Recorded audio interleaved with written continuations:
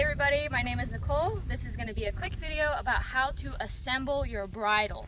So the bridle is all the pieces that come together to form your horse's headgear.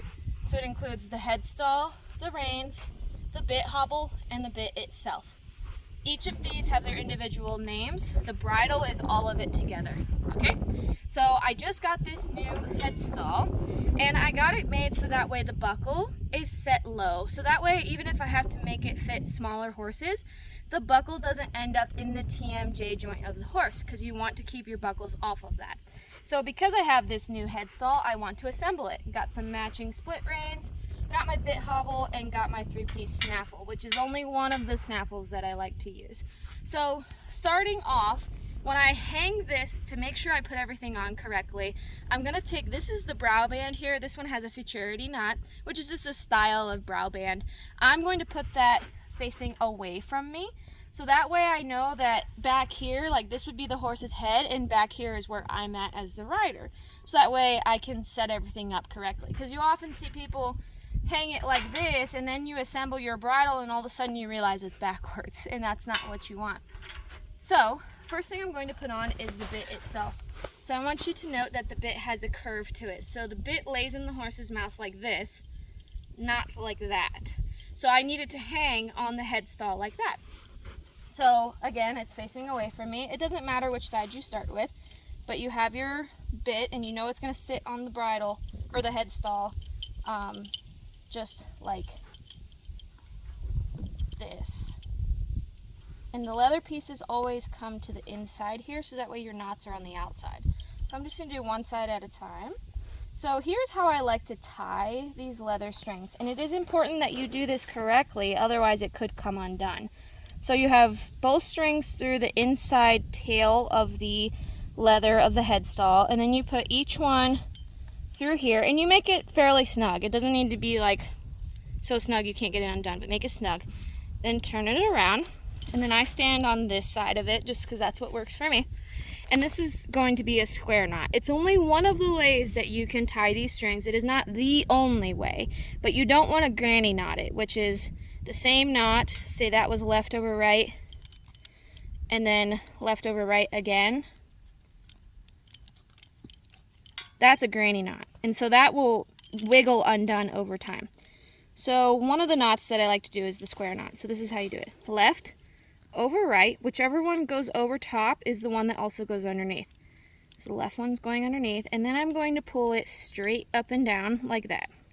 Okay, now I'm going to do the opposite of what I just did. So that's right over left, and the right one goes underneath, and then pull straight up and down. And now I've made a square knot, and see how it has the hook right here and the two pieces going in, and then the string is also straight up and down. That's how I like it. Eventually this might fall, but I like it like this versus like this out tickling a nose. Okay, so that's one side. So now we'll repeat the same thing on the other side. I'm just going to roll through it a little quicker so you guys can see how it would go maybe in real time. So we're set up like this, and then before I tie it, maybe I'll do a double check because sometimes these pieces get twisted. They are not twisted. Okay. Left over right, and underneath, straight up and down, oops, and then right over left, and underneath, straight up and down, oops. Yeah, if you pull it sideways, it flips the knot in a way that I don't want it to flip. Okay? Alright, so now my bit is attached. So you can see this is the front of the horse's head. Everything is bent correctly as if I were to put it in the horse's mouth. You could put it in the horse's mouth just like that if you wanted them to pack the bit or something. Okay, next thing I'm going to put on is the split reins. So the split reins have a smooth side and a rough side. The rough side goes on the inside, and that also sets it up so that the knot is on the outside. Same exact thing as this. Okay, so you're going to undo, these are brand new, so you're going to undo here, and then you can go here, and it doesn't matter where it's at on the rings. This is just a mobile O-ring snaffle, and we're going to put the bit hobble on last. So same thing, square knot, and I want to include Split reins are typically used in a curb bit or something with shanks, but you can use them in whatever bit you want. You can use them on a snaffle bit if you'd like to, which is a 1-to-1 pressure. But commonly, they are common in the Western world, and we do like them for certain things, and they are kind of a matter of preference sometimes too. Left over right, underneath, right over left, underneath, straight up and down. Okay, there's one rein. Now when you store it, I'll show you how to store it correctly at the end. So let's just attach the next one. Okay, rough out is on the inside, smooth is on the outside. What happened here? Oh, that's what happened. Okay, that goes there. And our 4th square knot of the day, and the last square knot.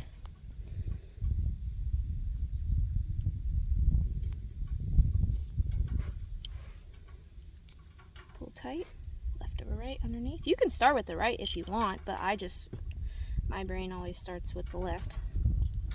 Okay, now we'll put the bit hobble on, so that way that piece is finished, and then I will show you how to hang your bridle correctly.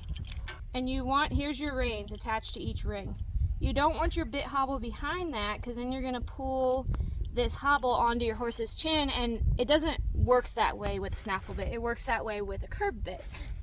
So you want your hobble below your reins, because all that this is going to do is help prevent your bit to go through the horse's mouth if you end up having to pull really hard or in a pinch or whatever. God forbid, hopefully that's not your average training, but you never know. Anyways, so you take the little button through here, and then you come through the hole right there, and then you take the little slide and you slide it tight, and then you do the same thing. You come through and go on through that hole, and then you slide it snug. I got these on Etsy. They're made by Ray's Rope Halters. I don't have a lot of experience with that particular business, but that's where I bought them from. Okay, so now your bridle is fully assembled. So now let's go over how to hang it correctly. So you always want to hang these split reins in a manner that they stay curved the way that you would ride in them. So if I was, let's turn it around. If I was riding in this bridle, I would have it set up to where the splits are crossed like this with the rough out on the inside. And you could go 2 hands here, you can go 1 hand flat, there's a bunch of different ways you can do it. But basically, when you store it, you want to, it doesn't have a wall, so it's not laying as flat as I want it to. Take the inside of the rough out, twist it once, so that way it lays nice and even. Take the inside with the rough out, twist it a little bit, and then see how it's laying. Each of them are curved correctly, and then you pull them right here so it lays nice and tidy. And that's how, if you want it even more tidy, you could go like that. And that's how it looks really, really nice. It would be incorrect if you put your reins up like that. That is wrong. So you have 2 separate loops here, and it's not going to keep your leather bent correctly because it's bending this way and then it's bending that way instead of one continuous bend. So, all right, that video is probably plenty long enough now, so that was all one take. Woohoo! So if you have any questions, leave a comment below. Also, if there's a way that you do it a little differently, a little tip, a little trick, just leave it in the comments.